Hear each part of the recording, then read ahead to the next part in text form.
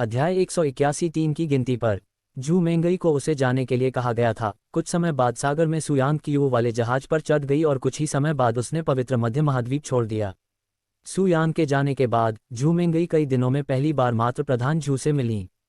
क्यों रो रही हो? कुलमाता जू ने जू मेंगई को अपने चेहरे के साथ कमरे में प्रवेश करते हुए देखा और उसे करीब से आंखों पर विश्वास नहीं हुआ। आखिरी बार जू मेंगई अपने पिता के अंतिम संस्कार के दौरान इस तरह रोई थी। हालांकि जू मेंगई ने रोना जारी किए बिना उन्हें कोई जवाब नहीं दिया। यहाँ आओ। कुलमाता जू ने उसे गले लगाया और उसे लाड़ प्यार करने लगी। कई मिनट तक रोने के बाद जू मेंगई अंततः शांत हो गईं और उन्होंने मात्र प्रधान जू को स्थिति समझाई। हालांकि कहानी सुनने के बाद कुलमाता जू ने वास्तविक भाव से जू मेंगई की ओर देखा, लगभग ऐसे ही जैसे उसने अभी अभी स्वर्ग का पतन देखा हो। मात्र प्रधान जू को जब पता चला कि उसकी बेटी अमरपरी सुयू के पति के बच्चे को जन्म दे रही है तो वह लगभग बीमार हो गई। अगर वह अमरपरी सुयू से एक बार और मिलने का फैसला करती है तो वह इसे कैसे समझेगी। हालांकि इससे भी अधिक संदेह की बात यह है कि सुयांग जू मेंगई ने अपने बीच की हड्डी के लिए क्यों सहमति व्यक्त की, जबकि उसके पास पहले से ही अमरपरी सुयू जैसी कोई है। ऐसा क्या हो सकता है कि आखिरकार वह उसका पति नहीं था? लेकिन अगर यह सच था तब भी यह अनगिनत अन्य प्रश्न करता है। इस सारी सोच से मैट्रियार्क जू को भारी सिरदर्द हुआ और उसे शांत होने में कुछ समय लग गया। मैं ज्यादातर स्थिति को उलट रहा हूं, लेकिन क्या आप ये सब ठीक हैं? कुलमाता जू ने जू मेंगई से पूछा। क्या पता वह कब लौटेगा? उसका सामना करने से पहले ही इस आवेदन को स्वीकार कर लिया है। हालांकि मुझे ऐसा नहीं लगता कि मैं इसके साथ पूरी तरह से ठीक हूं, लेकिन मैं निश्चित रूप से ठीक हूं। जू मेंगई ने एक सकारात्मक मुस्कान दिखाई जिसने कुलमाता जू को लगभग अंधकार में कर दिया। कुलमाता जू मन ही मन मुस्कुराए, ये सुझाव कि पिछले कुछ दिनों में जू मेंगई कितनी अकेली हो गई है। वैसे भी मुझे बस इतनी ही रिपोर्ट करनी है। मैं अब सिस्टर जिनजिंग को देखने के लिए होली स्वॉर्ड एकेडमी जा रहा हूँ। दोबारा। कुलमाता जू ने बहुत अच्छा महसूस किया। हालांकि जू मेंगई की होली स्वॉर्ड अकादमी से उसे इतना मासूम पसंद नहीं था, लेकिन उसने उसे अपनी परवाह किए बिना जाने से नहीं सीखा। बहुत देर तक मत रुकें, नहीं तो पैट्रियार्क वो फिर से शिकायत शुरू कर देगा। उसके जाने से पहले कुलमाता जू ने उसे चेतावनी दी। होली स्वॉर्ड अकादमी में पैट्रियार्क वो अपने कमरे के अंदर बंद हो गई थी और दीवार की ओर से उसका जीवन चकित भाव दिख रहा था। वह लड़की, यह विचार के लिए कि वह मेरे पास बिना ही इतना बड़ा निर्णय ले, उसने जोर देकर कहा। जब वू जिनजिंग ने पहली बार उन्हें बताया कि निकट भविष्य में वह कैसे एक बच्चे को जन्म देंगी, तो पैट्रियार्क वो पर ही कॉस्ट्यूम से गिर गया। हालांकि जिस बात ने उन्हें सबसे ज्यादा चौंका दिया वह उस व्यक्ति का नाम था जिसके बारे में उनकी बेटी सुयांग ने बताया था। यदि वह पागल नहीं हो रहा है तो अमरपरी सुयू के पति का नाम भी सुयांग होना चाहिए। क्या ये सब महज एक बड़ा संयोग है, या आने वाले बच्चे के अलावा पैट्रियार्क वू के सामने एक और समस्या थी, और वह वू जिनके भविष्य के रूप में तलवार चलाने वाली थी। अगर उसने इस बच्चे को जन्म देने का संकल्प लिया है तो उसकी ट्रेनिंग निश्चित रूप से कम कुछ वर्षों के लिए रुक जाएगी।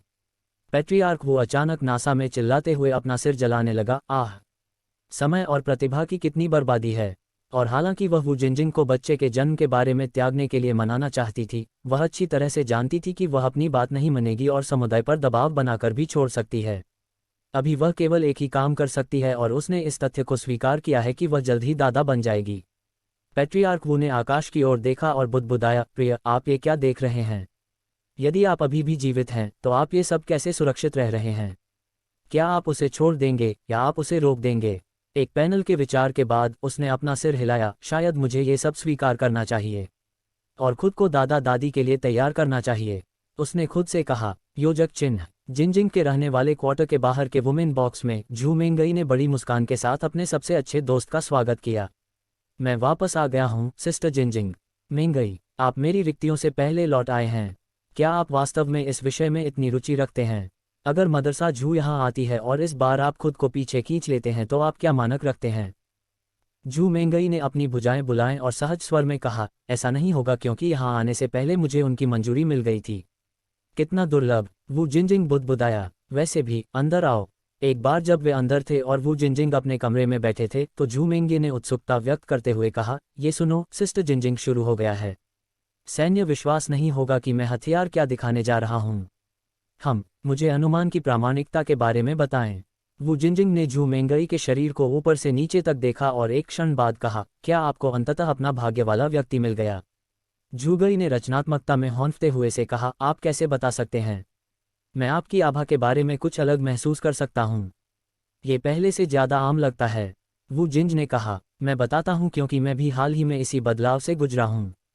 जैसा कि आपकी तेज इंद्रियों से उम्मीद थी, ऐसा लगता है कि मैं आपसे कुछ भी छिपा नहीं सकता। अच्छा, ये भाग्यशाली आदमी कौन है जो इतनी सुंदर और सुंदर लड़की अपने हाथ में लेकर रख रहा है? जिंज ने वो मैकेडाया, मुझे चिढ़ाना बंद करो। झू मेंगई शर्मा गई।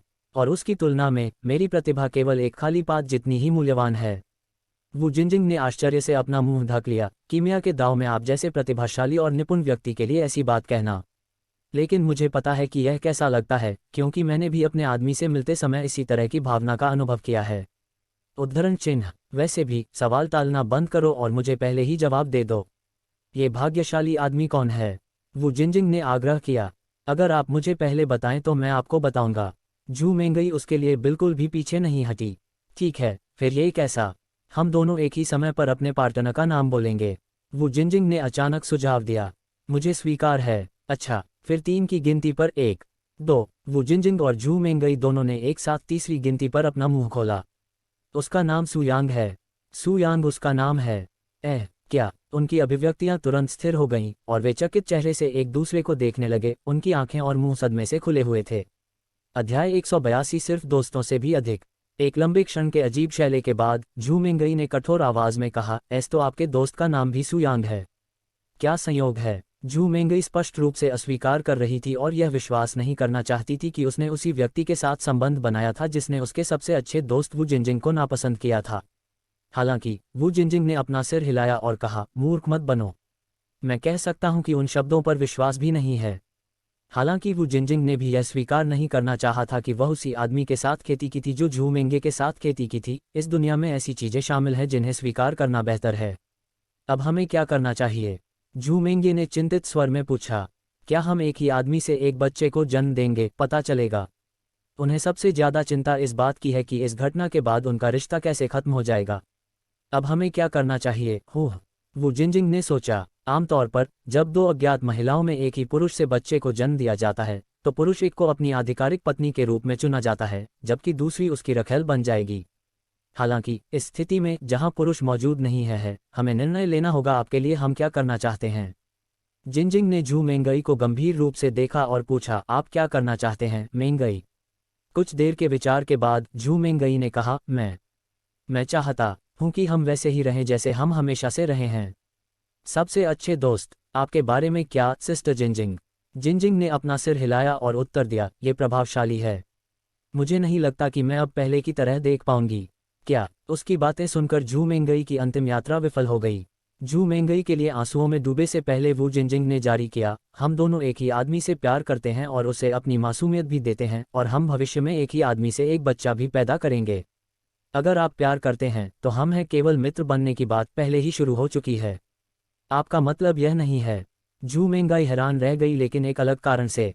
ये सही है, हम दोनों अब एक परिवार हैं, असली बहनें हैं। सिस्टर जिंजिंग। झू मेंगई बिना किसी टुकड़े के रोने लगी और वू जिंजिंग को गले लगाने के लिए चला गया। हाँ, वू जिंजिंग ने एक पल बाद आह भरी जब झू मेंगई ने उसे गले लगाया। मुझे पता है कि वह एक ऐसा व्यक्ति था जिसे मैं अपने तक ही सीमित नहीं रख सकता था, लेकिन यह इस बात से सहमत था कि मेरे सबसे अच्छे दोस्त को भी वह पसंद करेगी। उसकी दोस्ती है। इससे आपका क्या मतलब है? झू मेंगई ने उसे गले लगाते हुए बंद कर दिया और उसकी ओर से चौड़ी आंखें देखीं।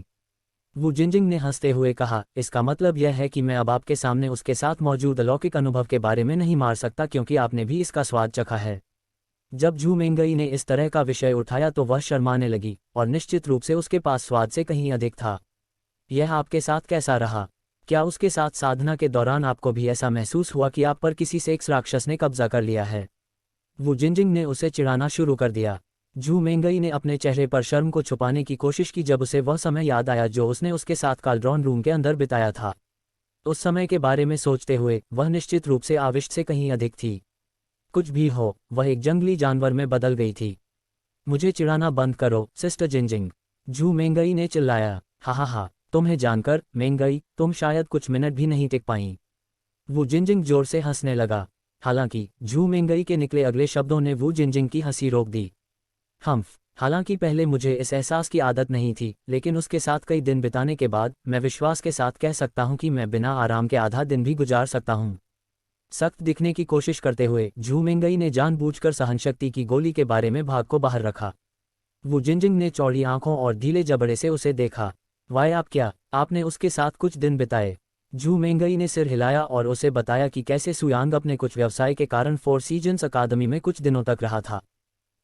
तुम्हें उसके साथ खेती करने के लिए कितना समय मिला? वू जिनजिंग ने अपना सिर नीचे किए हुए और कांपती आवाज में पूछा। झू मेंगई ने अपने कंधे उचकाए और कहा, मैं समय का ध्यान रखने में बहुत व्यस्त थी, लेकिन अगर मुझे अनुमान लगाना है तो कम से कम 24 घंटे मुझे लगता है। हाँ, काश ये लंबे समय तक चलता। उसने एक क्षण बाद आह भरी। ये सुनकर कि झू मेंगई 24 घंटे से भी अधिक समय तक सुयांग को अपने पास रखने में कामयाब रही, जबकि उसके पास लगभग 1 घंटा या उससे भी कम समय था, वू जिनजिंग ने झू मेंगई को बाहों से पकड़ लिया और उसकी ओर ईर्ष्या भरी नजरों से देखा। सिस्टर जिनजिंग। झू मेंगई उसकी गहन निगाहों से भयभीत हो गई। तुम बदबूदार छोटी लड़की हो। उसके जाने से पहले मैंने केवल 1 घंटे से कुछ अधिक समय तक उसके साथ बातचीत की थी।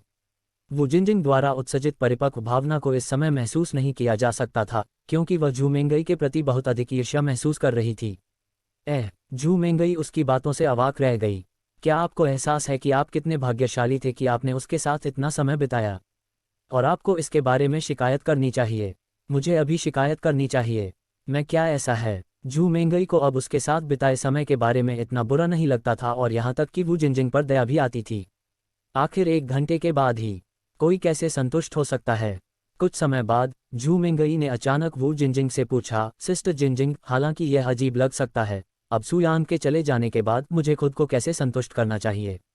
मैं सुयांग के अलावा किसी अन्य व्यक्ति के पास जाने की कल्पना नहीं कर सकती, लेकिन उसके बिना यह उसने मेरे अंदर जो आनंद की इच्छा जगाई है वह और भी मजबूत होगी। वू जिनजिंग ने एक पल के लिए अपने प्रश्न पर विचार किया, क्योंकि वह पिछले कुछ दिनों से उसी प्रश्न का पता लगाने की कोशिश कर रही थी। मैंने सुना है कि जिन घरों में बहुत सारी रखेलें होती हैं और आदमी उन सभी के साथ नहीं रह सकता, वहाँ आमतौर पर रखेलें अपनी इच्छाओं को पूरा करने के लिए एक दूसरे का इस्तेमाल करती हैं। वू जिनजिंग ने अजीब तरीके से कहा। आवाज़। वाई, तुम्हारा मतलब यह नहीं है? झू मेंगई ने आश्चर्य से भरी चौड़ी आंखों से उसे देखा। वू जिनजिंग ने उसकी ओर देखा और शर्माते हुए कहा, मैं अगर तुम्हें कोई आपत्ति नहीं है तो हम इसे आजमा सकते हैं।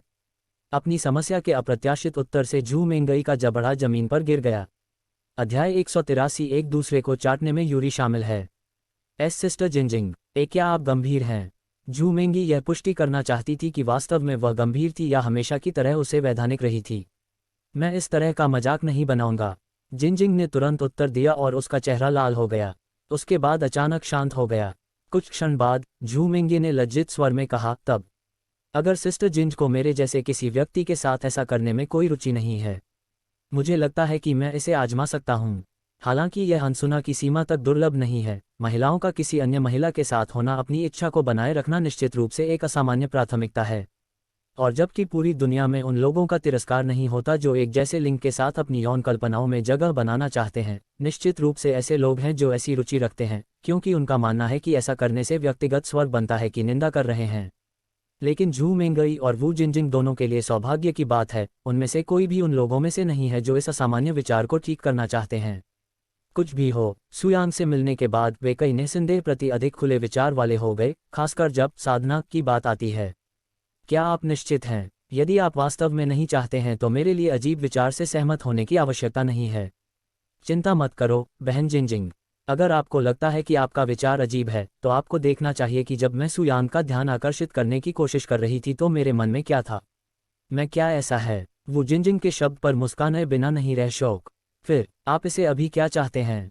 फिर उसने पूछा। अभी? जैसे अभी? झू मेंगई स्तब्ध दिख रही थी, क्योंकि उसे इतनी जल्दी ऐसा होने की उम्मीद नहीं थी। जिनजिंग ने सिर हिलाया और जारी किया, हाल ही में मेरा शरीर लगातार टूट गया है और अगर आप अभी भी मेरी मदद कर रहे हैं तो मैं वास्तव में इसे स्थापित कर दूंगा। वह शर्मीली स्वर में बोली। उद्धरण चिन्ह। कुछ अपना तक दस्तावेज उसे देखने के बाद झू मेंगई ने अपने पिता पर सहमति व्यक्त करते हुए कहा कि सिर थोड़ा हिलाया। कुछ मिनट बाद एक बार जब वे तैयार हो गए, झू मेंगई और वू जिन एक दूसरे के सामने अपनी कामुकता से बाहर निकले और बैठे। वे दोनों महिलाएं थीं, इसलिए उनमें से किसी को भी एक समान शर्मिंदगी महसूस नहीं हुई। तब महसूस हुई जब उन्होंने सुयांग को अपना शरीर दिखाया। हालांकि उनके दिल में लचीलापन उस समय की तुलना में अधिक लग रहा था जब वे सुयांग के साथ थे, क्योंकि वे एक दूसरे को इस तरह गले लगाने से कुछ ही क्षण दूर थे। उन दोनों में से किसी ने भी कल्पना नहीं की थी कि होगी। उद्धरण चिन्ह। जब झू मेंगई ने पहली बार वू जिंगजिंग के अत्यंत घातक स्टिम्ड बंस देखे तो वह अवाक रह गई। उन्हें एहसास हुआ कि एक महिला के रूप में उनकी सेक्स अपील के बीच वास्तव में वे कहीं अधिक उम्र की थी। उन्होंने सोची में शुरू किया था, और जब वू जिंजिंग ने अपने त्रिशंकु संबंधों पर ध्यान दिया तो वह हंसी मजाक करने लगी और दंत चिकित्सक वाली आवाज में बोली, क्या सार संगति हो रही है, कौन सा प्यार महसूस कर रहा है। झू मेंगई ने अचानक वू जिंज के सुलगे बंस को पकड़ लिया और कहा, जिससे वे हिलने लगे। जिंजिंग को उम्मीद नहीं थी कि झू मेंगई पहली सीढ़ी और चंचल से वह चमत्कारी वो कराह निकलेगी। ओह क्षमा करें, क्या दर्द हुआ। झू मेंगे ने तुरंत अपने हाथ की दुकान लगाए। जिंजिंग ने अपना सिर हिलाया वो और कहा, चिंता मत करो, मैं केवल इससे प्रभावित था। फिर उसने देखा और बोली, आगे बढ़ो, तुम जो कर रहे थे उसे रिलीज दिखा। झू मेंगई ने अविश्वास की लहर की और वू जिनज के सुलगे बंस के पास से फिर पहुंच गए। इस बार उन्होंने इतनी ताकत नहीं दी और धीरे धीरे अपनी गुड़िया से अपनी मालिश की, लगभग वह आटा गूंथ रही हो। जब सुयांग ने वंजिन की मालिश की थी तब उसने अपने हाथों की उंगलियों की नकल करने की कोशिश की थी, लेकिन अफसोस उसे जल्द ही पता चला कि उसका प्रयास कहाँ व्यर्थ था और वह सामान्य रूप से वू जिनज की मालिश करने लगी। माँ, वू जिंज आसानी से उबकाई गई और धीरे धीरे सांस लेती रही। कुछ क्षण बाद जब वू जिंजिंग के शरीर में आनंद एक निश्चित बिंदु पर पहुंच गया तो उसने अपने हाथों से नारियल के फूलों को पकड़ना शुरू कर दिया। उद्धरण चिन्ह ... उद्धरण चिन्ह। जब वू जिंजिंग ने अपने स्तनों की मालिश करते हुए खोज शुरू की तो झू मेंगई को लगभग अपनी आंखों पर विश्वास नहीं हुआ। और जब वह वू जिंजिंग की उचकती अभिव्यक्ति देखती है तो उसका शरीर भी फूल जाता है और उसका दूसरा हाथ भी खराब हो जाता है। और इस प्रकार दो दिव्य सुंदरियां एक ही कमरे में एक दूसरे के बगल में आनंद लेते हैं। कुछ मिनट बाद जब वू जिंजिंग को अभ्यास से संतुष्टि महसूस नहीं हुई तो उसने झू मेंगई से कहा, यहाँ कुछ ठीक नहीं है, यह अकेले अभ्यास करने से अलग नहीं है, तो फिर हमें क्या करना चाहिए। कुछ देर तक विचार के बाद वू जिंजिंग ने यात्रा की ओर रुख करते हुए कहा, आओ यहाँ चलो चलें। झू मेंगई ने कोई प्रश्न नहीं पूछा और उनकी जानकारी का पालन किया गया। एक बार जब झू मेंगई वापस आ गई तो वू जिंगजिंग ने धीरे से झू मेंगई के ऊपर से अपने सिर झू मेंगई के घर में प्रवेश द्वार की ओर रख दिया ताकि वे एक दूसरे के अविश्वास क्षेत्र का सामना कर सकें। क्या आप इस पद पर क्या करने की योजना बना रहे हैं? झू मेंगई ने वू जिंजिंग के गुलाबी फूल को अपने चेहरे के ठीक ऊपर खुले में बैठकर पूछा। तुम्हें एक क्षण में पता चलेगा। जैसे ही उसने ये शब्द कहा वू जिंजिंग ने अपना सिर नीचे कर लिया जब तक कि वह झू मेंगई की टांगों के ठीक बीच में नहीं आई और लगभग अपने मीठे फूल को अपने स्वाद से उधार ले ली। झू मेंगई को एहसास हुआ कि वह क्या करने वाली थी और जोर से चिल्लाई, दी मुझे मत बताओ कि तुम हो। जिंजिंग ने उसे वो कर दिया और अपनी जीभ से उसके फूलों की चढ़ाई को सहलाना शुरू कर दिया। सिस्टर जिंजिंग। अचानक संपर्क से झू मेंगई लगभग बेहोश हो गई। कितनी प्यारी प्रतिक्रिया है, वू जिंजिंग ने मन ही मन सोचा और चाटना जारी रखा जिससे झू मेंगई का कोमल शरीर कांपने लगा। मम्मा, हाँ। झू मेंगई ने तुरंत खुद को आनंद से तल्लीन कर लिया और अपने कूल्हों को हिलाना शुरू कर दिया। वू जिंजिंग की जीभ को ऐसे ट्रीट किया जैसे कि यह सुयांग की छड़ी थी, यहाँ तक कि उसे अपने सिर के अंदर इमेजिंग भी कर रही थी। कुछ मिनट बाद वू जिंजिंग ने चाटना बंद कर दिया और कहा, मेंगई, यह उचित नहीं है कि केवल आप ही यहाँ आनंद ले रही हैं। जल्दी करें और मेरे साथ भी ऐसा ही करें। मुझे क्षमा करें। उससे माफ़ी मांगने के बाद झू मेंगई ने वू जिंजिंग के फूल को अपने चेहरे की ओर खींचा और उसे चाटना भी शुरू कर दिया। झू मेंगई की जीभ को महसूस करने से वू जिंजिंग का शरीर कांपने लगा और उसके शरीर में यौन कुंठा धीरे धीरे गायब होने लगी। अध्याय 184 वॉल्यूम के पवित्र मध्य महाद्वीप के अंत को छोड़कर 4। जबकि जिंगजिंग और झू मेंगई एक दूसरे के साथ जुड़े हुए थे, जियोरोंग ने अपने हजारों साल के इतिहास को लगभग नष्ट कर दिया था, जिसके बाद गोल्डन लान अकादमी ने अपनी जगह का पुनर्निर्माण शुरू कर दिया था। हालांकि उनके संप्रदाय को नुकसान पहुंचाया गया, पैट्रियार्क गोल्ड के क्षेत्र से कहीं अधिक विनाशकारी साबित हुआ, क्योंकि इमारत के भीतर मौजूद संप्रदाय के अधिकांश भाग के साथ साथ संप्रदाय का खजाना भी जलकर नष्ट हो गया था। और उनके अधिकांश भाग के बिना गोल्डन लान अकेडमी पैट्रियट गोल्ड को एक कोने में धकेलते हुए आप ठीक होने में सक्षम नहीं हैं। बकाया में जाओ। बकवादक। पैट्रियार्क गोल्ड ने अपने कमरे के अंदर चारों ओर फर्नीचर रखा और अपने कमरे के चारों ओर अपना घर बना लिया। ये सब उस चांदी की बाल वाली लड़की की गलती है। अगर वह मेरे संप्रदाय में संदिग्ध रूप से नहीं घूमती तो ऐसा कुछ भी नहीं होता। पैट्रियार्क गोल्ड ने अपने कार्यकलापों को अंतिम रूप देते हुए सारा दोष जियोरोंग पर डाल दिया। कुछ और फर्नीचर को नष्ट करने के बाद पैट्रियार्क गोल्ड ने अंततः अपना उत्पाद बंद कर दिया और उस घूंघट वाली छत की ओर जो विश्राम कक्ष के कोने पर खड़ी थी। पैट्रियट गोल्ड को आखिरी बार अपना और ध्यान देते हुए देखें नकाबपोश व्यक्ति ने दबी आवाज में कहा, अगर सीनियर गोल्ड को सजाना है तो हम मूनलाइट ब्लेड्स आपकी समस्या में आपकी सहायता कर सकते हैं। छुपे हुए व्यक्ति के शब्दों को सुनने के बाद पैट्रियार्क गोल्ड ने कोल्ड स्वर में कहा, मेरे उत्तर को पहले तुम लोगों ने मुझे बताया होगा और थोड़ी देर में बात की होगी। क्या आप भी चाहते हैं कि मैं उसे अच्छा कर दूं? हालांकि छिपा हुआ व्यक्ति कमरे में ही रह रहा है और जारी की गई बात में कहा गया है, यदि आप अपने परिवार को नष्ट करने में हमारी मदद करते हैं तो हम आपके लिए उनकी सारी संपत्ति छोड़ देंगे जो इस समुदाय और अन्य को स्थापित करने के लिए तैयार हैं। लाभ है, और क्या है, आप अपना स्थान भी ले सकते हैं और पूरे पूर्वी महाद्वीप पर शासन कर सकते हैं। पैट्रिकार्क गोल्ड ने तुरंत कोई प्रतिक्रिया नहीं दी और उनके चेहरे पर विचारशील भाव बने रहे। खुद को मूनलाइट ब्लेड्स ने 2 महीने पहले एक दिन अचानक अपनी प्रकट उपस्थिति की घोषणा की थी और इस जी परिवार को नष्ट करने के लिए उनकी मदद की योजना बनाई जा रही है। सबसे पहले पैट्रियार्क गोल्ड ने उन्हें अंतिम रूप दिया और यहाँ तक कि उनके द्वारा भेजे गए हर दूत को मार डाला गया, लेकिन जैसे जैसे समय बीतता गया उनके लक्ष्य में उनकी रुचि बनी रही। और अब जब उनका संप्रदाय विनाश के कगार पर है तो उनका प्रस्ताव अचानक उनकी आंखों के लिए बेहद सुखद हो गया। हालांकि उसने तुरंत उसकी मदद करने के लिए सहमति नहीं दी, क्योंकि वह नहीं चाहती थी कि वे उसे किसी धक्का मुक्की के रूप में देखें। एक पाल की शेल्स के बाद साइंटिस्ट ह्यूग स्पेशलिटी ने एक भाषण जारी कर कहा, हमारे मूनलाइट ब्लेड्स केवल जी परिवार की राजकुमारी हैं। बाकी सभी के लिए सीनियर गोल्ड तय कर सकते हैं कि उनके साथ क्या करना है। पैट्रियार्क गोल्ड ने एक क्षण बाद कहा, इस राजकुमारी में ऐसा क्या है जो आप लोगों के लिए इतना महत्वपूर्ण है? मेरा उत्तर आपकी प्रतिक्रिया पर प्रतिबंध है। नेता अपने स्थापत्य संविधान 100 पॉइजन्स शरीर को प्राप्त करना चाहते हैं। छुपे हुए व्यक्ति ने उस तथ्य को उससे छिपाने की कोशिश नहीं की, क्योंकि नेता ने स्वयं उसे ऐसा करने का आदेश दिया था, क्योंकि मूनलाइट ब्लेड्स को अपने लक्ष्य को प्राप्त करने के लिए उसकी मदद की बहुत आवश्यकता थी। एक स्वर्गीय संविधान हो। पैट्रियार्क गोल्ड ने अपने होठों को अंदर से चाटा। पवित्र महाद्वीप के भीतर भी स्वर्गीय संविधान अत्यंत दुर्लभ हैं, इसलिए पैट्रियार्क गोल्ड जैसे शक्तिशाली व्यक्ति भी उनकी बहुत इच्छा करते हैं। अगर मुझे सही याद है तो आप लोग ज़ैद सागर को पूरी तरह से बाईपास कर सकते हैं और कुछ आध्यात्मिक खजाने के कारण पवित्र मध्य महाद्वीप में आ सकते हैं, लेकिन ये केवल एक ही तरह से काम करता है। क्या ये सही है? ये सही है, घूंघट वाली आकृति ने पुष्टि की। लेकिन हमें ज़ैद सागर पार करने और वहां पहुंचने में कम से कम आधा साल लगेगा। आकृति ने कहा, जब तक आप हमारी मदद करने के लिए सहमत हैं, हम सीनियर गोल्ड के आने का इंतजार करेंगे। पैट्रियार्क गोल्ड फिर चुप हो गया। कुछ और मिनटों तक सोचने के बाद पैट्रियार्क गोल्ड ने मुस्कुराते हुए कहा, अपने नेता से कहो कि मैं जल्द से जल्द उनसे मिलूंगा। घूंघट वाली आकृति ने सिर हिलाया और पैट्रियार्क गोल्ड को अकेला छोड़कर तेजी से छाया में गायब हो गई। हा, तुम मूर्ख लोग, पैट्रियार्क गोल्ड मन ही मन हंसा। क्या आप लोगों ने इसके बारे में कुछ भी सोचा? मुझे पूर्वी महाद्वीप जैसे निम्न स्थान के किसी व्यक्ति की बात क्यों सुननी चाहिए? अपने संसाधनों को साझा करना तो दूर की बात है। वह चुपचाप अपने लिए 100 पॉइजन बॉडी प्राप्त करने की प्रतीक्षा कर रहा था, अपनी क्षमताओं में इतना आश्वस्त महसूस कर रहा था कि वह केवल उसके आने पर होने वाली सहज यात्रा की कल्पना कर सकता था। ज़ैद सागर के ऊपर कहीं क्यूयू ने राहत भरी मुस्कान के साथ अपने पीछे पवित्र मध्य महाद्वीप को देखा। मैं अपने रहस्य को उससे सुरक्षित रखने में कामयाब रहा। वह मन ही मन प्रसन्न हुई। अब उसे अमर परी सुयू के रूप में उसकी पहचान जानने और संभवतः शर्मिंदगी से मरने के बारे में चिंता करने की जरूरत नहीं है। आज तुम खुश लग रही हो, सुयांग ने अचानक अपने चेहरे पर एक रहस्यमय मुस्कान के साथ उससे कहा। क्या हाल ही में कुछ सकारात्मक हुआ? शायद नहीं, कौन जानता है, क्यूयू ने चुटीले लहजे में जवाब दिया। सुयांग रहस्यमय ढंग से मुस्कुराती रही। आप जानते हैं, मैंने उस स्थान पर अपने छोटे से प्रवास के दौरान कुछ चीजें सीखीं और इससे ये पूरी यात्रा इसके लायक बन गई। हो, आपने वास्तव में उस जगह से कुछ सीखा?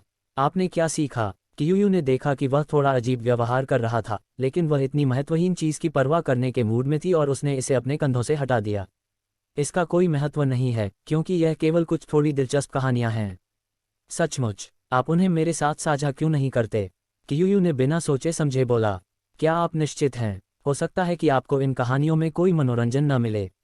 सुयांग ने लापरवाही से उसे चेतावनी दी। ये सिर्फ कुछ कहानियां हैं, है ना? इसमें आश्वस्त होने वाली क्या बात है?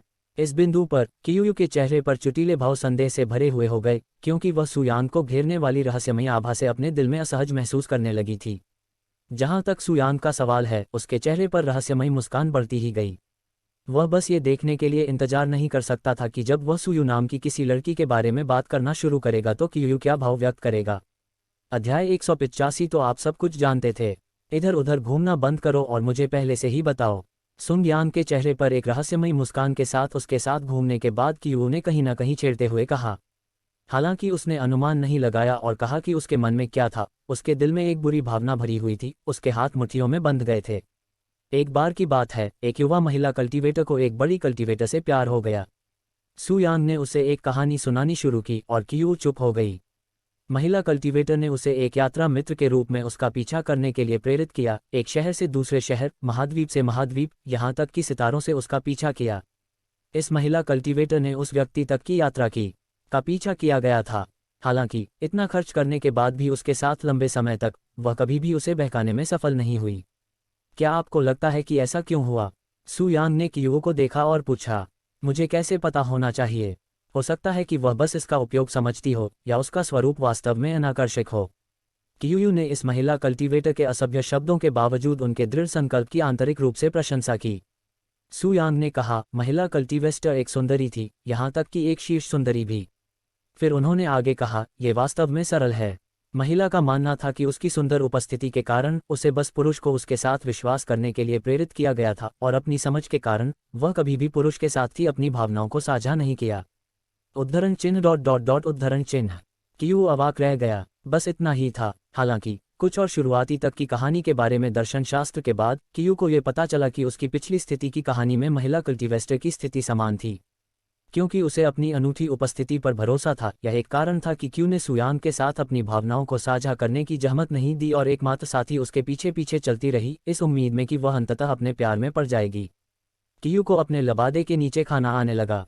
क्या सू यांग इस कहानी के माध्यम से उसे कुछ खोज की कोशिश कर रही है? यदि उसने 4 सीजन्स अकादमी में अपनी भावनाओं को व्यक्त नहीं किया, तो उसकी अंतिम कहानी में उस महिला कल्टीवेटर की तरह क्या हुआ? अपनी भावनाओं का एहसास बिना सैकड़ों वर्षों तक सू यांग के साथ यात्रा करना। क्यू ये हैशटैग कहाँ उठाओ। हालांकि सू यांग ने जारी किया, यहाँ एक और कहानी है। एक मशहूर जोड़े ने एक साथ यात्रा की, पति और पत्नी। वे किसी चीज़ की तलाश में दुनिया भर में चले गए। हालांकि एक दिन किसी ने पति से पूछा कि वह वास्तव में अपनी पत्नी के बारे में क्या सोचती है, और जब पति ने सवाल सुना तो उसने केवल भ्रम की बात कही और कहा। फिर उन्होंने अपने ही प्रश्न के साथ उत्तर दिया, पत्नी, आप किस बारे में बात कर रहे हैं? मेरी कोई पत्नी नहीं है। जब क्यू ने पहली बार यह कहानी सुनी तो उसने इसके बारे में ज़्यादा नहीं सोचा, क्योंकि पहली कहानी में उसने चिंता कम कर दी थी। आपको क्या लगता है कि पति ने ऐसा क्यों कहा कि उसकी कोई पत्नी नहीं है, जबकि पूरी दुनिया उन दोनों को पति पत्नी के रूप में पहचानती है? सू यांग ने फिर उनसे पूछा, क्या उसे भूलने की बीमारी है और वह भूल गया है कि उसकी पत्नी भी है? क्यू ने संदेह किया, ऑर्केस्ट्रा से जवाब दिया। सू यांग ने बताया कि क्यू को उसके बारे में पता नहीं था और उसने हंसते हुए कहा, यह एक अनुमान है, लेकिन यह सही नहीं है। आगे बढ़ें, यह एक और अनुमान है। क्यू ने कहा, ना सिकुड़े लीन और विचार करने लगी, लेकिन वह कहानी के बारे में नहीं सोच रही थी। इसके बजाय उसने ये पता लगाने की कोशिश की थी कि सू यांग को ये कहानियाँ थोड़ी दिलचस्प क्यों लग रही थीं, क्योंकि उसने उसे इन कहानियों में खुशी हासिल करने वाले व्यक्तित्व के रूप में नहीं देखा था जो कि बच्चों के लिए विशिष्ट थीं। एक सेकंड रुकें। क्यू की अचानक ही विशेषता हो गई, लगभग उसके जैसा अभी अभी ज्ञान प्राप्त हुआ हो, और उसका शरीर कंपने लगा। यदि पहली कहानी उसकी पिछली स्थिति से मेल खाती है, तो ये कहानी उसके लिए दूसरी भी संभावना हो सकती है। क्यू ने जोर से निगल लिया और कंपाटी आवाज में बोला, बीटोक पति और पत्नी के रूप में उनके रिश्ते सब पति पत्नी द्वारा बनाया गया था। इस बिंदु पर सू यांग की मुस्कुराहट में एक बड़ी तस्वीर बदल गई और उसने रहस्यमय आवाज में कहा, ओह, ये काफी दिलचस्प तर्क है। आपको क्या लगता है कि पत्नी ने ऐसा क्यों किया? उद्धरण चिन्ह। उसके हाव भाव को देखकर क्यू को एहसास हुआ कि वह उसका परीक्षण कर रहा था और उसने तुरंत उत्तर नहीं दिया। वह अपना सिर थोड़ा नीचे झुकाकर चुपड़ी रही। सू यांग ने उन्हें परेशान नहीं किया और धैर्यपूर्वक उनका इंतजार किया। हालांकि इस शैली ने क्यू को और भी बुरा महसूस किया। कुछ और रेनॉल्ट की शैलियां के बाद क्यू ने धीरे से अपना मुंह खोला। बी पत्नी की तलाश थी और असल में जो चाहा था कि उसके सपनों की हकीकत। हालांकि क्यू का सिर नीचे झुका हुआ था, सू यांग ने बताया था कि उसकी अभिव्यक्ति ऐसी थी कि वह रोना चाहती थी। वह मन ही मन भारत करना चाहता है, सोच रहा है कि उसकी विचारधारा बहुत आगे बढ़ गई है। क्यों रो रहे हो? ये तो बस एक कहानी है, सू यांग ने असंतोषजनक स्थिति से कहा। क्यू ने हक्की बक्की को अपनी तरफ से देखा। वह नहीं जानता। वह मन ही मन चमत्कारी हुई। क्यू को यकीन था कि सू यांग को किसी तरह यू के रूप में उसकी गुप्त पहचान का पता चला था, इसलिए उसने ऐसी कहानी क्यों सुनाई थी, लेकिन ऐसा लगता है कि वह बहुत ज़्यादा पागल थी। हालांकि जैसे ही सू यांग क्यू को सच वर्णन के लिए तैयार किया गया, जियो रोंग, जो पीछे से उनका पीछा कर रही थी, ने अपना मुंह खोला और कहा, मास्टर, ये सू यू आपके बारे में कौन है? उद्धरण चिन्ह। क्यू और सू यांग दोनों ने उसे खुली आंखों से देखा। आप किस बारे में बात कर रहे हैं? सुयांग ने उनसे पूछा। लेकिन इससे पहले कि जियोरोंग उसे जवाब दे सके, सुयांग को याद आया कि जियोरोंग उसके आध्यात्मिक जानवर के रूप में उसके विचारों को सुन सकता है अगर वह सावधान न हो, क्योंकि इसी तरह से कई लोग अपने आध्यात्मिक अनुयायियों के साथ अपने विचारों का संचार करते हैं। और जियोरोंग प्राचीन क्षेत्र में होने के साथ साथ एक जानवर है जो मानसिक शक्तियों में माहिर है। उसके दिमाग को पढ़ने की क्षमता किसी भी औसत जानवर की तुलना में कहीं अधिक मजबूत है। उसके आश्चर्यचकित जियोरोंग ने उसकी ओर से आश्चर्यजनक भाव देखे। उसने स्पष्ट रूप से यह बात सुनी, या कहें तो उसके दिमाग के अंदर। सुयांग ने धीरे धीरे से कियूयू की ओर देखने के लिए अपना सिर कुआया और निश्चित रूप से वह उसे फूले हुए गालों और निराशाजनक भाव के साथ घूर रही थी। उसका चेहरा लाल हो गया था और उसकी आंखों में भी आंखें थीं। तो सुरक्षा पहले से पता थी। वह जोर से चिल्लाए। अध्याय 186 उपनाम। एच, आप इसके बारे में कितने समय से जानते हैं? कियू ने कामपति को आवाज देकर पूछा। उसका चेहरा शर्मिंदगी से लाल हो गया था। उसने ये भी नहीं सोचा था कि सुयांग को उसके रहस्य के बारे में कैसे पता चलेगा। वे मूल रूप से पूरे समय एक साथ थे, तो उसे पता चला कि वह कैसे सफल हो रहा है। फिर उसे झू मेंगई की याद आई और उसने कुछ दिनों के लिए सुयांग को उसके साथ अकेले कैसे छोड़ दिया था और उसने तुरंत उसे अपराधी के रूप में स्थापित कर दिया। ये वह रही होगी। वह मन ही मन झू मेंगई को कोसने लगी। अभी कुछ दिन पहले, सुयांग ने कहा। हालांकि उसने उसे इस तरह बेनकाब करने की योजना नहीं बनाई थी, फिर भी उसने वही हासिल किया जो वह चाहती थी। सुयू, होह, इसमें एक अच्छी अंगूठी है, क्या आपको भी ऐसा नहीं लगता? सुयांग जोर से हंसी, जिससे कियू को अपनी शर्मिंदगी छुपने के लिए अपने दोनों हाथों से अपना चेहरा ढंकना पड़ा। चुप रहो, मैं तब बहुत छोटा और मूर्ख था। और हथियार मरना चाहिए था। ये केवल एक स्मारक के समान है, ठीक है? कियू मुंह अपने से लगातार स्थिर अपशिष्ट उत्पन्न व्याकुल होने लगी। जियोरोंग ने अपने वार्तालाप अवलोकन से मिश्रित भाव व्यक्त किया। हालांकि उसने बातचीत और सीख ली है, लेकिन जब ह्यूमन कॉन्टैक्ट्स की बात आती है तो उसकी समझ में अभी भी कुछ कमी है। इसमें शर्म की बात क्या है? ये सिर्फ एक ही नाम की बात है। सुयांग ने अपना सिर हिलाया। ऐसा महसूस हुआ कि कियू इसके बारे में बहुत अधिक चिंता कर रही थी। और उन्होंने आगे कहा, 4 दिव्य स्वर्गों में मेरे भी कुछ प्रतीक हैं। और यहाँ तक कि अलग अलग लोगों के बारे में भी आपने उनसे कम से कम एक के बारे में पहले सुना होगा। उसकी बातें सुनी, कियू ने चेहरा नहीं बढ़ाया, बल्कि उसकी तरफ भरी नजरों से देखा। उसे आश्चर्य हुआ कि सुयांग को किसी व्यक्ति की संभावना किस प्रकार का उपनाम पसंद आएगा। मुझे बताओ, उसने अचानक कहा। उन्होंने फिर कहा, मुझे अपना कोई उपनाम दिखाओ और मैं इसे स्मारक व्यापार नाम दूंगा। सुयांग ने फिर से अपना सिर हिलाया और कहा, कब से हम उपनामों का व्यापार कर रहे हैं? यह मेरी गलती नहीं है कि तुमने अपना उपनाम छिपाकर अच्छा काम नहीं किया। कियू इस बात से काफी नाराज था कि वह उसका एक भी उपनाम नहीं जानता था, लेकिन वह उसकी बातों का भी जिक्र नहीं कर सकता था। आखिरकार, ये पूरी तरह से नादानी थी कि उसने दुनिया की परवाह किए बिना ऐसा ही एक उपनाम बना दिया। अगर कुछ भी हो, तो उसे इस बात से खुश होना चाहिए कि सुयांग ने उसे बदनाम करने के लिए अपने उपनाम यू का इस्तेमाल नहीं किया, जब तक कि वह वास्तव में शर्मिंदगी से मर नहीं गई और केवल कुछ आंखें बहाए। वैसे भी, उस मूर्ख बिल्ली ने इतनी स्पष्टता से कब की शिक्षा प्राप्त की? क्यू ने जियोरोंग की ओर से टूटे हुए देखा। उनकी प्रतिकृति पहले से भी बदतर लग रही थी। जियोरोंग को भी अमिताभ कहे जाने पर निकोलस हुई। हालांकि पहले वह वास्तव में उसे नहीं समझता था। मानव भाषा सीखने के बाद जियोरोंग को अंततः समझ में आया कि कियू इस पूरे समय उसे बता रहा था, तुम किसे मूर्ख बिल्ली कह रही हो, बदसूरत लड़की।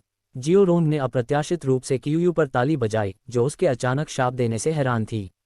तुम बदसूरत हो? कियू को अपने कानों पर लगभग विश्वास ही नहीं हो रहा था। ये पहली बार है जब उसने किसी को उसे बदसूरत कहने की हिम्मत करते सुना है। वाई, तुम सिर्फ एक बिल्ली हो। चुप रहो और उसकी तरह व्यवहार करो। हम्फ। जियोरोंग ने सूंघा और अपनी भुजाएं लहराईं, जिससे उड़ने वाली नाव बुरी तरह से हिलने लगी, लगभग जैसे वे अचानक समुद्र के बीच में थे और शक्तिशाली धाराओं की सवारी कर रहे थे। तुम क्या कर रहे हो? क्या तुम मेरे उड़ते हुए खजाने को नष्ट करने की कोशिश कर रहे हो? कियूए ने जोर से कहा। उसकी आवाज़ घबराहट से भर गई, क्योंकि जियोरोंग की खेती का आधार उससे कहीं अधिक था। उड़ते हुए खजाने पर कियू का नियंत्रण अस्थिर हो गया। सुयांग ने इन दोनों लड़कियों पर आह भरी। वे उसे आग और पानी के बारे में सोचने पर मजबूर करते हैं। ये दो अलग अलग अस्तित्व हैं जो तब तक एक दूसरे का साथ नहीं देंगे जब तक कि कोई चमत्कार न हो जाए। जियोरोंग, नाव को हिलाना बंद करो। इससे मुझे भी असहज महसूस हो रहा है, उसने उससे कहा। अनिच्छुक होने के बावजूद जियोरोंग ने कियू के साथ खिलवाड़ करना बंद कर दिया और अपने काम से काम में लग गई। कियू ने अप्रसन्न भाव से जियोरोंग की ओर देखा। इससे कोई फर्क नहीं पड़ता कि वह जियोरोंग को कितना नज़रअंदाज करना चाहती थी। जियोरोंग के बारे में कुछ ऐसा था जिसने उसे अप्रिय महसूस कराया। शायद ये जियोरोंग के अत्यधिक खेती आधार के कारण था जिसने उसे असहज महसूस कराया, या शायद वह जियोरोंग जैसे विदेशी जानवरों से अपरिचित थी। नरक, वह बस सुयान के आध्यात्मिक जानवर के रूप में अपने रिश्ते से ईर्ष्या कर सकती है क्योंकि अधिकांश आध्यात्मिक जानवर अपने स्वामी के साथ तब तक रहते हैं जब तक कि उनमें से कोई भी नष्ट नहीं हो जाता। किसी भी तरह से वह उसकी मदद नहीं कर सकती लेकिन उसे नापसंद कर सकती है। तुम भी पूरी तरह से निर्दोष नहीं हो क्यू। सुयान ने अपना ध्यान उसकी ओर लगाया। मुझे बदसूरत कहने के लिए यह उस बिल्ली की गलती है। उसने ठंडी खर्राटे लीं। तुम क्या हो, बच्चे? सुयान ने अपना सिर अंदर की ओर हिलाया। ऐसा लगता है कि चाहे वह कितनी भी परिपक्व क्यों न हो जाए, उसका एक हिस्सा हमेशा बचकाना ही रहेगा। जियोरोंग के साथ अपने छोटे से झगड़े के बाद कियू को अब सुयान के सामने अपना उपनाम प्रकट होने से उतनी शर्मिंदगी महसूस नहीं हुई। दिन के अंत में ये केवल एक उपनाम था और इससे अधिक कुछ नहीं। हालांकि सुयान ने अचानक कियू से कहा, आपके उपनाम के बारे में। यदि आप वास्तव में चाहते हैं तो आप भविष्य में भी इसका उपयोग जारी रख सकते हैं। उसके शब्दों ने उसे अचंभित कर दिया और कियूए ने उसे बड़ी बड़ी आंखों से देखा जो सदमे और घबराहट से भरी हुई थीं। आपने अभी क्या कहा? ऐसे से मेरे लिए एक बार और कहो, कृपया, उसने उससे पूछा। शायद ये सिर्फ उसकी कल्पना थी। हालांकि सुयान ने उसके अनुरोध को नहीं सुना और चेहरे पर मुस्कान के साथ चुप रहा। वह अभी भी मुझे चिढ़ा रहा है। कियू अंदर ही अंदर रो पड़ी। और प्रोफाउंड ब्लॉसम संप्रदाय में लौटने से पहले अपनी यात्रा के शेष भाग के लिए कियू सुयान को अपने शब्दों को दोहराने की कोशिश करेगा, लेकिन अफसोस सुयान ने अपनी आंखें बंद कर ली थीं और नाटक किया था कि वह उसे तब तक नहीं सुन सका जब तक कि वे अंततः अपने गंतव्य तक नहीं पहुंच गए। अध्याय 187 क्षेत्रीय टूर्नामेंट। सुयांग अपने और समूह जैद सागर के ऊपर 1 घंटे से थोड़ा अधिक समय के बाद अरबपति प्रोफाउंड ब्लॉसम समुदाय में लौट आए। हालांकि इससे पहले कि सुयांग इन कोर्ट के शिष्य होने के बावजूद बाहरी कोर्ट में स्थित अपने निवास वाले क्वार्टर में प्रवेश कर पाता, उसने अपने दरवाजे के सामने एक शिखर को देखा। ऐसा लग रहा था जैसे वह कई दिनों से वहां से शिखर पर था। कुलमाता, सुयांग ने उसे बुलाया। प्रोफाउंड ब्लॉसम संप्रदाय के संप्रदाय मास्टर लियुलांजी तुरंत आए सुयांग की ओर देखने लगे। सुयांग को उनके चेहरे पर नाराजगी दिख रही थी, लेकिन उनके सहयोगियों में राहत का संकेत भी था। वह उन्हें खुश लग रही देखकर जीवित रहीं। सुयांग, आप पिछले 2 सप्ताह से कहाँ थे?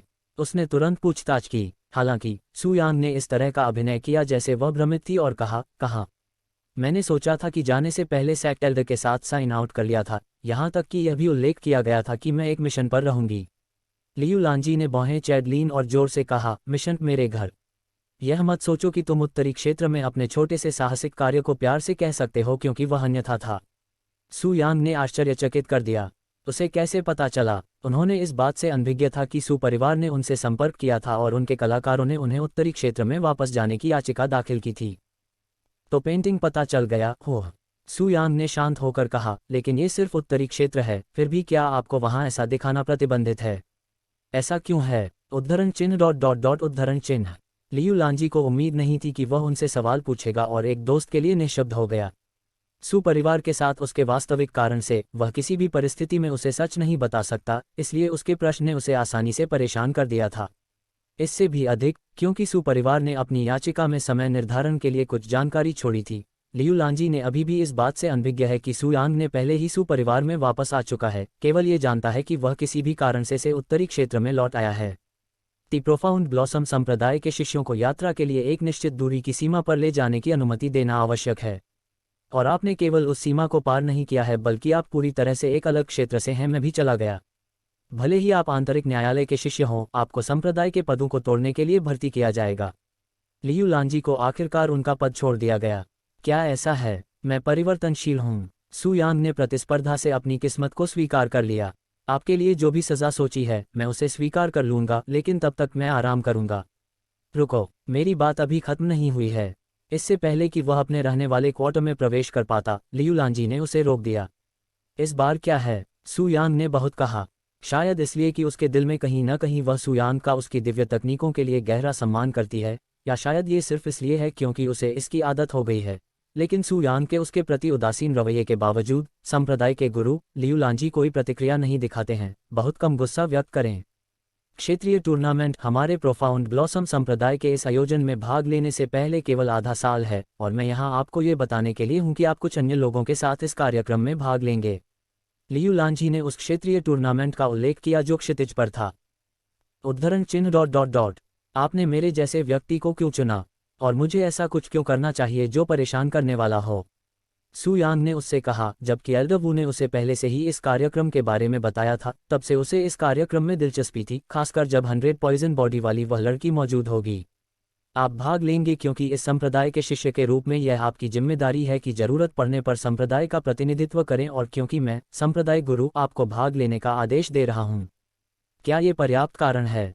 लियू लांझी ने गंभीर चेहरे के साथ बात करते हुए कहा कि वह इसे गंभीरता से ले रही है। जहां तक मैंने आप जैसे किसी व्यक्ति को चुनने का फैसला किया है, तो ये सिर्फ इसलिए है क्योंकि मुझे लगता है कि आपके पास एक कोर शिष्य बनने के लिए आवश्यक चीजें हैं, और एक कोर शिष्य बनने से पहले आवश्यकताओं में से एक क्षेत्रीय टूर्नामेंट में भाग लेना है। मैं आपको सच बताऊंगा, भले ही आप टूर्नामेंट के दौरान बुरी तरह हार जाएं, मैं चाहता हूं कि आप बाद में एक कोर शिष्य बने, क्योंकि केवल आपकी तकनीकें ही आपको ऐसा बनने के लिए योग्य बनाती हैं। आखिरकार, प्रोफाउंड ब्लॉसम संप्रदाय एक अनोखी जगह है जो किसी भी अन्य संप्रदाय से भिन्न है, जो किसी की कामुक तकनीकों को उसकी खेती के आधार से कहीं अधिक महत्व देता है। इस क्षेत्रीय टूर्नामेंट में भाग लेने के लिए उसे चुनने का कारण सुनने के बाद सू यांग मन ही मन मुस्कुराए। मूल शिष्य, यदि वह वास्तव में चाहता तो वह आसानी से अपने चरम पृथ्वी आत्मा क्षेत्र साधना आधार के साथ इस स्थान का कुलपति बन सकता था, केवल एक मुख्य शिष्य बनने की बात तो दूर। हालांकि क्योंकि उसकी वर्तमान खेती का आधार लियू लांझी की खेती से भी कहीं अधिक है, वह अब भी उसकी वास्तविक ताकत से बेखबर है। आधा साल हो, सू यांग ने मुस्कुराते हुए आगे कहा, आप मुझे वहां देखने की उम्मीद कर सकते हैं, लेकिन अगर आप मेरे हारने की उम्मीद कर रहे हैं तो आप एक चौंकाने वाले अनुभव में हैं। ये सुनने के बाद कि वह क्षेत्रीय टूर्नामेंट में भाग लेंगे, लियू लांझी ने उन्हें अब और परेशान नहीं किया। हालांकि उसे जाने देने से पहले उसे एक और चीज के बारे में बात करने की जरूरत थी। तुम्हारे साथ ये दोनों औरतें कौन हैं? उसने अपने चेहरे पर एक अजीब भाव के साथ भेष बदले हुए क्यूयू और जियो रोन की ओर इशारा किया, जो उसके पीछे चल रहे थे जैसे कि वे उसके नौकर हों। वे मेरे नौकर हैं, सू यांग ने लापरवाही से एक बहाना बना दिया। क्या मुझे मत बताओ कि मुझे नौकर रखने की भी अनुमति नहीं है? नहीं, आपको इन कोर्ट शिष्य के रूप में अधिकतम 3 नौकर रखने की अनुमति है। बस ये सुनिश्चित करें कि आप उनके नाम प्रशासन में पंजीकृत करें ताकि संप्रदाय को उनके अस्तित्व के बारे में पता चले और अनावश्यक गलतफहमी को रोका जा सके, लियू लांझी ने कहा, अंततः उसे जाने की अनुमति देने से पहले उससे बात की। वे उसके नौकर हैं? हो, कितनी ईर्ष्यालु! लियू लांझी ने मन ही मन सोचा जब उसने क्यूयू और जियो रोन को सू यांग के पीछे घर में आते देखा, उनकी स्थिति को पूरी तरह से गलत समझा। लेकिन प्रोफाउंड ब्लॉसम संप्रदाय जैसी जगह में ऐसी गलतफहमी असामान्य नहीं है, क्योंकि इस जगह पर बहुत सारे शिष्य हैं जो दोहरी साधना के लिए नौकरों को प्रशिक्षण भागीदार के रूप में उपयोग करते हैं। अध्याय 188 किसी पुराने मित्र को देखना। एक बार जब वह अपने कमरे में लौटी तो सू यांग ने दोनों लड़कियों से कहा, मैं कुछ व्यवसाय शुरू करने के लिए थोड़ी देर के लिए जा रही हूँ। इस बीच आप यहाँ इंतजार कर सकते हैं। आप तो जा ही रहे हैं, आराम करने से क्या हुआ? क्यूए ने पूछा। उन्होंने कहा, 4 सीजन्स अकेडमी में रहने के दौरान मुझे काफ़ी आराम मिला। आप कहाँ जा रहे हैं? एक पुराने दोस्त से मिलने के लिए, उसने जवाब दिया। एक मित्र? यूयू ने आश्चर्य से देखा। सू यांग कब से दोस्त बनाने वाली बनी? तब उसे एहसास हुआ कि सू यांग जिन लोगों को अपना दोस्त मानेगा वे सभी महिलाएं हैं। क्या ऐसा है? तो मुझे आशा है कि आप अपने दोस्त के साथ सबसे ज्यादा खुश हैं, उन्होंने व्यंग्यात्मक स्वर में कहा। सू यांग ने खटखट से उद्धृत करते हुए कहा, आप यहाँ स्पष्ट रूप से कुछ गलत समझ रहे हैं। हालांकि क्यूयू ने उसे अनइंजेक्ट करने के लिए अपनी इनलाइन बंद कर ली, सू यांग ने उसे चित्रों की कोशिश नहीं की और इसके बजाय जियो रोन की ओर देखने लगी। जियो रोन, मैं तुम्हारे पास आऊंगा जो हो सकता है, उसने कहा। जियो रोन ने सिर हिलाया और इंस्टेंट रूम से गायब हो गया।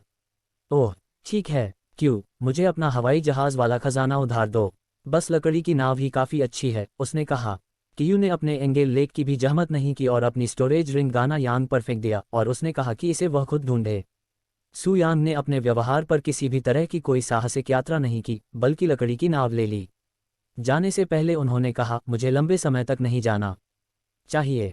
उनके जाने के बाद उन्होंने सबसे पहले क्यूयू और जियो रोन को प्रशासन में अपने नौकरों के रूप में पंजीकृत कराया था। इस तरह जब वह आसपास नहीं होगा तो संप्रदाय द्वारा उन्हें संदिग्ध व्यक्ति नहीं माना जाएगा। अपना नाम पंजीकृत कराने के बाद सू यांग ने एक और मिशन स्वीकार करना छोड़ दिया। हालांकि उन्होंने केवल अंतिम मिशन को सांप्रदायिक प्रस्थान के रूप में स्वीकार किया था, सू यांग को उस मिशन में शामिल किया जाएगा और इसे एक मिशन के रूप में शामिल किया जाएगा। और चूंकि मिशन बेहद आसान था, ये जानने के बाद कि वह इतना आसान मिशन विफल हो गया है, संप्रदाय के बुजुर्ग ने सू यांग को एक अजीब अभिव्यक्ति के साथ देखा।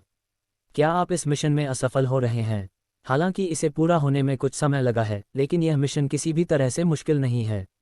और आप इन कोर्ट के शिष्य भी हैं। सु यांग ने केवल अपने कंधे उचकाए और कहा, चीजें बनी रहती हैं। संप्रदाय के बुजुर्गों ने अंदर ही अंदर अपना सिर हिलाया और अपने दूसरे मिशन को स्वीकार कर लिया। एक बार जब ये सब हो गया तो सु यांग ने प्रोफाउंड ब्लॉसम संप्रदाय को छोड़ दिया और आकाश में उड़ने के लिए क्यू से मिली उड़ने वाली नाव का उपयोग किया। अपने कमरे के अंदर लियू लांजी ने इस बात पर विचार किया कि संप्रदाय के नियमों को तोड़ने के लिए सु यांग को कैसे दंडित किया जाए। ऐसा कहा जा रहा है कि असली कारण वह सु यांग को दंडित करना चाहती थी ताकि वह उस पर वापस आ सके, क्योंकि सु परिवार ने उसकी लापरवाही के लिए उसे चिल्लाया था। वह लानत सु परिवार। सबसे पहले मुझे संप्रदाय के गुरु के रूप में अपने कर्तव्यों का पालन कैसे करना चाहिए अगर मुझे हर पल उस छोटे बच्चे पर नजर रखनी है? यह अनुचित है। सिर्फ इसलिए कि आप मेरे संप्रदाय को कुछ संसाधन प्रदान करते हैं, इसका मतलब यह नहीं है कि आप मुझे इधर उधर धकेल सकते हैं।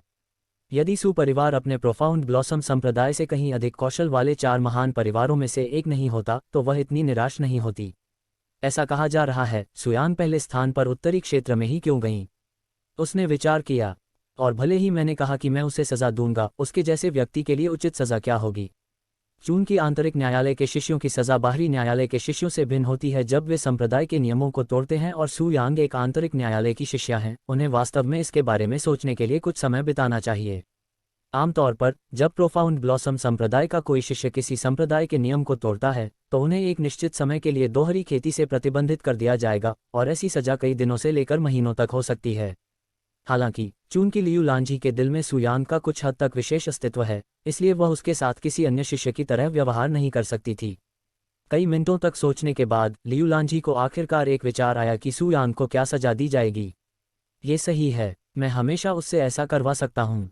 लियू लांजी तुरंत सु यांग को सजा देने के लिए उसके रहने वाले क्वार्टर में लौट आया। एक बार जब वह उसके रहने वाले क्वार्टर में पहुंची तो लियू लांजी को उम्मीद थी कि जब उसने सु यांग को बाहर से बुलाया तो वह बाहर आएगी, लेकिन अफसोस वह क्यू ही थी जो उसके सामने आ गई।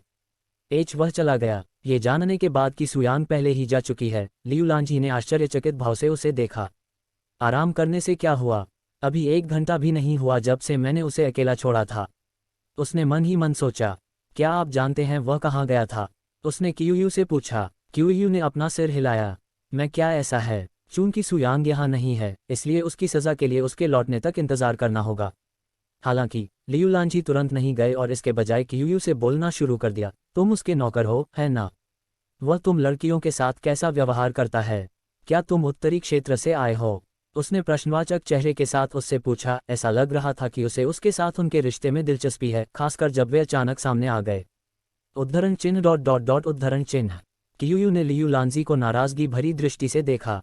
उसका उसके साथ खेलने का कोई इरादा नहीं था और उसने इस बातचीत को खत्म करने का फैसला किया।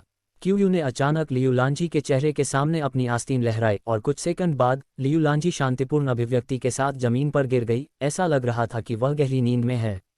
और अपनी आस्तीन की एक और लहर के साथ क्यू ने सो रही लियू लांजी को घर से दूर कर दिया, जब तक कि वह अपने कमरे में लौटने से पहले कहीं दूर नहीं थी। उस दिन कई प्रोफाउंड ब्लॉसम संप्रदाय के शिष्य और संप्रदाय के बुजुर्ग अपने संप्रदाय के गुरु लियू लांजी को लंबी रात की पार्टी के बाद किसी शराबी की तरह बाहरी कोर्ट के बीच में सोते हुए देखकर हैरान और हतप्रभ रह गए। अध्याय 189 लोड सिटी। संप्रदाय गुरु। जागो संप्रदाय गुरु। संप्रदाय के कई बुजुर्गों ने लियू लांजी को अपनी नींद से जगने की कोशिश की, लेकिन अफसोस उनका शरीर कितना भी हिल गया, वह गहरी नींद में ही सोई रही। इस संप्रदाय के बुजुर्ग हो गए। उसे क्या हुआ? क्या वह कभी जगेगी? और वे नहीं चाहते थे कि वह खुले में सोती रहे। वे उसे वापस अपने कमरे में ले आए और स्थिति का पता लगाने के लिए शिष्य की तलाश शुरू कर दी। इस बीच कुछ मिनटों की यात्रा के बाद सु यांग शहर लौट आए, जहां उन्हें अपनी पहली रिंग्स स्टोरेज मिली। असल में वह जिस पुराने दोस्त से मिलना चाहता था वह बनिंग लोड संप्रदाय का एक कीमियागर इंस्टीट्यूट वांग शुरेन था। हालांकि एक बार जब वह बनिंग लोड्स ऑर्केस्ट्रा की दुकान पर गया तो उन्हें एहसास हुआ कि वह पूरी तरह से बंद हो गया था। नौजवान बनिंग लोड्स की घर में साल भर की नीलामी सिर्फ एक बार खुली थी और इस साल की नीलामी पहले ही हो चुकी थी। एक दयालु राहगीर ने उसे याद दिलाया जब उसने उसे नीलामी घर के सामने आश्चर्यजनक भाव के साथ खड़ा देखा। क्या आप जानते हैं कि मैं इस जगह पर रहने वाले लोगों को कहाँ पा सकता हूँ? सु यांग ने पैदल यात्री से पूछा। यदि आपका मतलब बनिंग लोड संप्रदाय के शिष्यों से है तो आप उन्हें दक्षिणी सीमा के पास लोड सिटी में पा सकते हैं। राहगीर ने दक्षिण की ओर इशारा करते हुए कहा। सु यांग ने सिर हिलाया। जानकारी के लिए धन्यवाद। फिर उसने अपनी स्टोरेज रिंग से 5 स्पिरिट पत्थर निकाले और शहर छोड़ने से पहले उसे पैदल यात्री की ओर फेंक दिया। अरे या वाह, जब यात्री को पता चला कि सुयांग ने उस पर क्या फेंक दिया है तो वह सिद्धांत से लगभग मर गई। आखिरकार एक स्पिरिट पत्थर से भी कम में सोने के नमूने के लिए, जो कई वर्षों तक एक सामान्य परिवार का समर्थन करने के लिए उपयुक्त है, 5 स्पिरिट पत्थर से भी कम। इस डर से कि कहीं कोई स्पिरिट स्टोन न देख ले और उसे लूट न ले, पैदल यात्री ने तुरंत स्पिरिट स्टोन अपनी जेब में ले लिया और अपने परिवार के साथ साझा करने के लिए घर वापस आ गया। बनिंग लोड्स लैंडमार्क हाउस छोड़ने के कुछ मिनट बाद सुयांग सीधे लोड्स सिटी के लिए उड़ान भर गई। क्या आप जानते हैं कि मैं बनिंग लोड्स सांप्रदायिक स्थान पर मिल सकता हूँ? सुयांग ने लोड्स सिटी के बाहर कर्तव्य पर एक गार्ड से पूछा। बनिंग लोड्स संप्रदाय, आप कौन हैं और आप उन्हें क्यों ढूंढ रहे हैं? गार्ड ने तुरंत पूछताछ की। मैं प्रोफाउंड ब्लॉसम संप्रदाय का शिष्य हूं और मैं यहां एक पुराने दोस्त से मिलने आया हूं, सुयांग ने मिशाल मिर्जा के साथ कहा। घरा खिलना संप्रदाय। गार्ड को अब पता चला कि सुयांग के कपड़े इतने में क्यों लग रहे थे। क्या आपके पास अपनी पहचान पर्ची है? गार्ड ने अपनी पहचान की पुष्टि की और कहा, ये लोड्स सिटी बनिंग लोड्स संप्रदाय है और जब तक आप बनिंग लोड्स संप्रदाय के शिष्यों के साथ नहीं हैं तब तक आपको प्रवेश की अनुमति देने से पहले 10 अंकों का भुगतान करना होगा। खैर, आप एक शिष्य के पास जाएं। ये पूरा शहर बनिंग लोड्स संप्रदाय है। सुयांग थोड़ा आश्चर्यचकित हुई। इस प्रकार के संप्रदाय 4 दिव्य स्वर्गों में भी दुर्लभ हैं। ठीक है, सटीक होने के लिए एक शहर बनिंग लोड्स संप्रदाय के आसपास बनाया गया था। ये किसी भी अन्य शहर की तरह ही संचालित होता है, लेकिन किसी भी अन्य चीज़ों की तुलना में व्यापार पर अधिक ध्यान केंद्रित करता है और इसे बनिंग लोड्स संप्रदाय द्वारा नियंत्रित किया जाता है। क्या ऐसा है? क्योंकि सुयांग के पास कोई बदलाव नहीं था, उसने गार्ड को एक संपूर्ण स्पिरिट स्टोन सौंप दिया।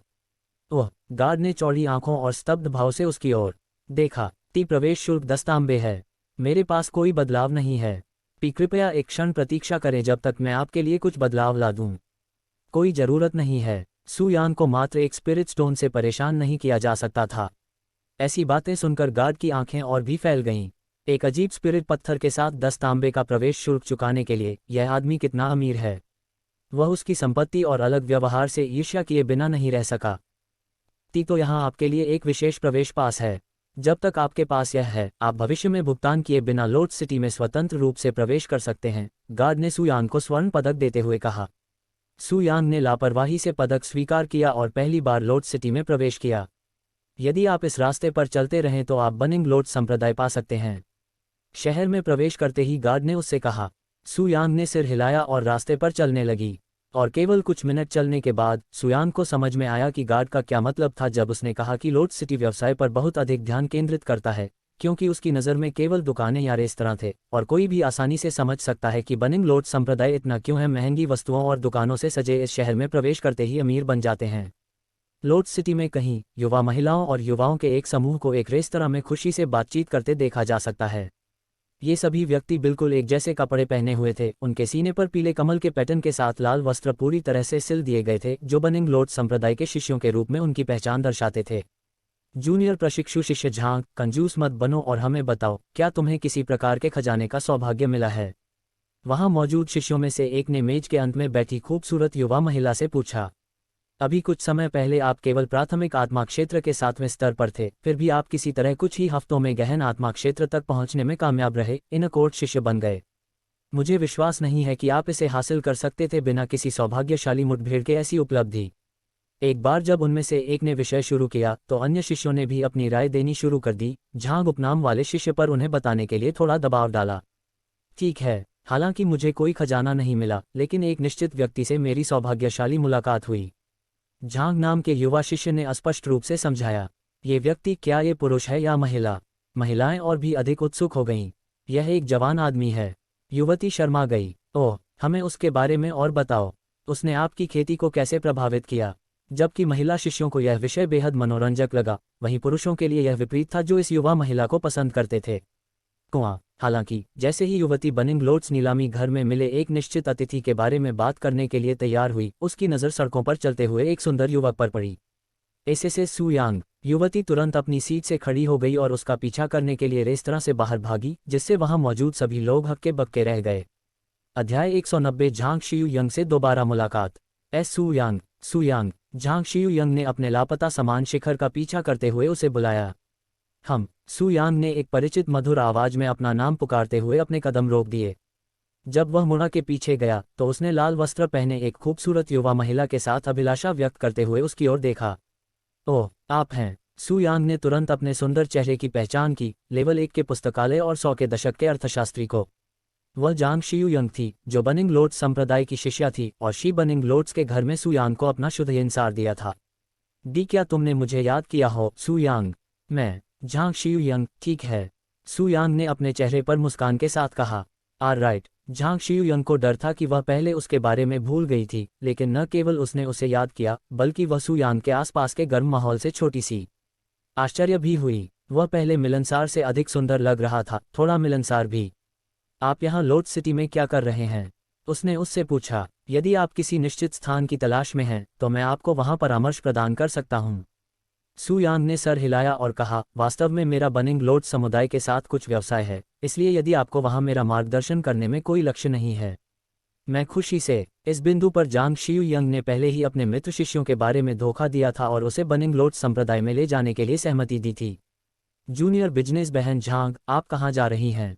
हालांकि इससे पहले कि वह निकेल ग्राइंडर, उसके दोस्त शिष्यों ने उसे पकड़ लिया। क्या वह आपका कोई परिचित है? शिष्यों से एक ने पूछा। ये सही है, और मुझे अचानक चलने के लिए खेद है, लेकिन मुझे अभी कुछ और करना है। जब झांग शियुयंग ने ये शब्द कहा, तो वहां मौजूद सभी शिष्यों की जांच सहयोगियों से सुयांग की ओर देखने लगी। महिला शिष्या सुयांग की सुंदर और सुंदर उपस्थिति से चकित हो गई, और उनमें से कुछ तो बदसूरत रूप से शर्मा गईं। लेकिन जहां तक उस ग्रुप के पुरुष शिष्यों की बात है, वे सभी सुयांग को अमित्र और तृष्णालु नजरों से देख रहे थे, खासकर वे जो जांग शियुयंग को पसंद करते थे। उनकी रिश्तेदारी में नफरत से भरी थी। आप प्रोफाउंड ब्लॉसम संप्रदाय से हैं? पुरुष शिष्यों में से एक ने सुयांग के वस्त्र पहचानने के लिए। क्या वह घृणित स्थान वेश्याओं और उचक के कमियों से भरा हुआ है? अरे, अपना मुंह देखो। जब पुरुष शिष्यों ने सुयांग को हे दृष्टि से देखा तो जांग शियुयंग ने क्रोधित व्यवहार किया। हालांकि झांग शियुयंग ने सुयांग की रक्षा करते हुए अपने शिष्यों को क्रोधित और प्यास से गर्म कर दिया। जूनियर प्रशिक्षु बहन झांग, आप प्रोफाउंड ब्लॉसम संप्रदाय के किसी व्यक्ति से क्यों परेशान होंगी? क्या आप नहीं जानते कि जनता की नज़रों में उनकी छवि कितनी खराब है? उस जगह के लोग बेशर्म यौन लालसा वाले व्यक्तियों का एक समूह हैं, वे कामुक जानवरों से अलग नहीं हैं। तुम्हारी हिम्मत कैसे हुई? जैसे ही झांग शियुयंग का गुस्सा भड़कने वाला था, सुयांग ने अंतरंग तरीके से लापरवाही से उसकी गर्दन के चारों ओर अपनी बाहें लपेट लीं, जिससे झांग शियुयंग का शरीर सदमे से अकड़ गया। सुयांग, उसने चकित भाव से उसकी ओर देखा। आपको क्या लगता है कि आप हमारे किसी शिष्य के साथ क्या कर रहे हैं? अपने गंदे हाथ उससे दूर करो। सुयांग की हरकतों से पुरुष शिष्य तुरंत क्रोधित हो गए, जिसकी उन्हें आशंका थी। जब से हमने आखिरी बार एक दूसरे से बात की थी तब से कुछ समय हो गया है, तो हम इसे कहीं अधिक शांत और निजी जगह पर क्यों नहीं ले जाते, खासकर आपके कमरे जैसी जगह पर। सुयांग ने इतनी मधुर आवाज में बात की कि उनसे दूर खड़ी महिला शिष्यों को भी उन्हें अपने कमरे में ले जाने का मन हुआ। झांग शियुयंग ने बनिंग लोड्स ऑक्शन हाउस में उसके साथ बिताए समय को याद किया और धीरे से शर्मीली अभिव्यक्ति के साथ सिर हिलाया। उसका चेहरा लाल हो गया। बी हरामजादा, कितना बेशर्म है। उसकी बात मत सुनो, जूनियर प्रशिक्षु बहन झांग। वह केवल तुम्हारा उपयोग कर रहा है। उनके हंगामे ने काफी देर तक वहां मौजूद सभी लोगों का ध्यान अपनी ओर खींचा, लेकिन उन्हें इस आकर्षण से कोई फर्क नहीं पड़ा।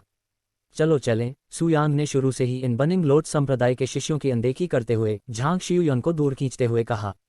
सको वहीं पकाओ। अचानक एक शक्तिशाली दबाव जो चरम ट्रू स्पिरिट रियलम विशेषज्ञ से संबंधित था, ने सुयांग पर हमला किया। हालांकि क्योंकि सुयांग पृथ्वी आत्मा क्षेत्र के चरम पर था, उसने मुश्किल से ही दबाव पर ध्यान दिया। वरिष्ठ प्रशिक्षु भाई काओ, बनिंग लोड सेक के शिष्यों ने तुरंत उसकी आने वाली आकृति को देखा, जिसने अपनी छाती पर काले कमल के साथ लाल कपड़े पहने थे, कुछ ऐसा जो बनिंग लोड संप्रदाय के एक प्रमुख शिष्य का संकेत देता था। जब यह वरिष्ठ प्रशिक्षु भाई काओ प्रकट हुआ, तो वह सुयांग के सामने खड़ा हुआ और उसके चेहरे पर एक प्रभावशाली अभिव्यक्ति के साथ बोला, मुझे परवाह नहीं है कि आप कहाँ से आए हैं, लेकिन जब आप हमारे क्षेत्र में होंगे तो मैं किसी भी तरह की कमी बर्दाश्त नहीं करूंगा।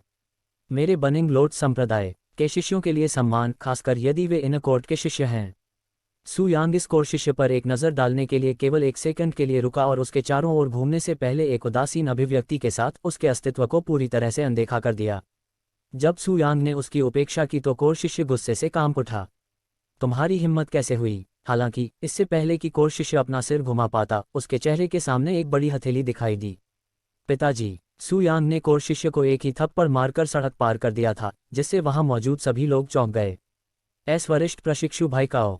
सुयांग को बिना किसी प्रयास के अपने मुख्य शिष्य की देखभाल करते देख अन्य शिष्यों ने भयभीत अभिव्यक्ति दिखाए। मुख्य शिष्य से निपटने के बाद सुयांग ने अपनी आंख के कोने से अन्य शिष्यों की ओर देखा, जिससे वे डर से कांपने लगे। उन्होंने उनकी ओर इशारा किया और उन शिष्यों की ओर इशारा किया जो कुछ देर पहले कूड़ा कचरा उगल रहे थे। यदि आप यहाँ नहीं आते हैं तो मैं वहाँ जाऊँगा और यह केवल 2 गुना दर्दनाक होगा, सु यांग ने शांत भाव से उनसे कहा, जब वे वहाँ खड़े रहे, स्पष्ट रूप से डर से जमे हुए थे। चूंकि हम इस बिंदु पर हैं, हम साथ मिलकर उससे लड़ सकते हैं, एक शिष्य ने सुझाव दिया।